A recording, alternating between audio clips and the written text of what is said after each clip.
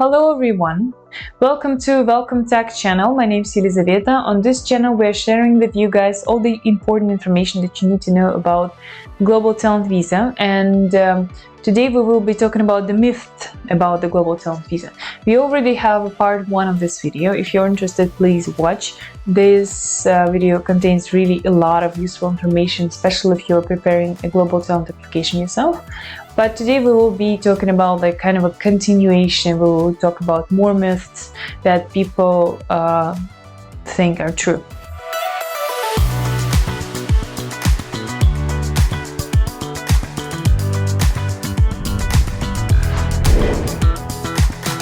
Why do myths appear in general about the Global Talent Visa? So the Global Talent Visa has this stagnation official guide, which is an official guide to this visa basically, and it is so complicated, it is very long, and some people understand it differently and some misunderstandings occur, and this is why the Global Talent Visa has a lot of myths. I think I would be able to record 5 parts of this. But the first myth that we will be talking about today is that you need articles, that you will need articles to apply for the Global Talent Visa, which is not true.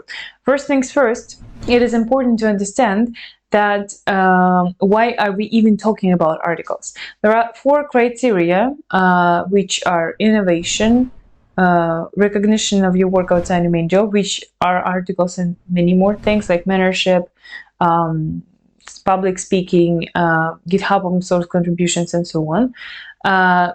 Contribution to the field, and this is the criteria which many people can cover. This is the proof that you have worked on digital technology products and in any kind of a role, and we can show your progress of working at that. So it doesn't matter whether you're a front-end developer or product manager or CEO of the company or CTO, anything, but we need to show your work on the digital technology products. The last criteria is scientific contribution, which is PhD. If you have a PhD in digital technology, you have published something, you can cover that criteria. Out of these 4, we need to choose any 2 to apply for the Global Talent Visa. And usually people choose optional criteria 3, which is contribution, which is quite easy to prove. And the second is sometimes difficult to choose, because not many people have PhD in digital technology, not many people have experience with working with innovative products, and even if they do, it's not always realistic to prove that. If you do not have a patent, it is not always possible. It is still possible sometimes, but not always. And this is why people are left with just 1 criteria that is quite easy to gain if you're planning to apply through some time. It is quite easy to gain this criteria. This criteria is about articles, but not only about them. So sometimes it is possible to gain the Global Talent Visa without this. So you, for example, have experience working on innovative products plus contribution, so this can cover it easily, or you have a PhD and so on. So there will not be any problem with this. But if you do not have this, you may use this optional criteria 3. And again, it's not only articles. Articles are not needed, but articles is the easiest thing to, but this can include mentorship, public speaking, and many other things. So if you do not have articles, but you have other proof, you can use that instead. It's even better sometimes. So yeah, this is the first myth. The second is the denial of the visa. If you were denied the visa, that means that your journey, your Global Talent journey is over. If there is no chance for you to get a Global Talent visa, you will be banned for some time and you will not be able to apply a new application. This is not true. Again, when you are denied a visa, denied an endorsement, it would be more correct to say. When you're denied an endorsement, most probably you will be sent a pro forma.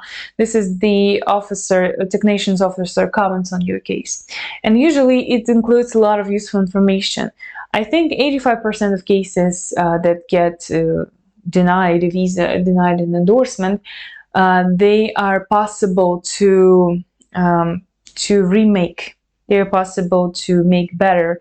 They are possible to reapply, judging by the officer's comments, because you can change something there and reapply. So first things first, if you understand that you have good chances for getting the visa and you got denied, it's not a big problem. Some people get it from this second, from the third attempt. It's okay. And there is no ban for you, right? Of applying. So when you are when you get a denial, you can apply the next day if you want.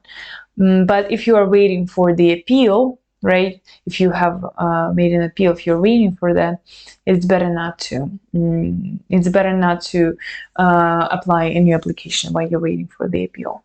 And this third myth is as much criteria, you need to cover as much criteria as you can. So I've told you about the criteria in myth 1. So these are 4 of them, and some people think that it's better to cover as much as possible. But it's a myth, and it's technically impossible, because when you're applying for when you're uploading your documentation to TechNation, you will be only provided 2 criteria to cover. It was possible in the past to provide more, but it's now impossible. And it is better not to use too many criteria when you can focus your achievements on 2 than to spread them to many. And it's usually not a very good strategy. So it's better not to do that.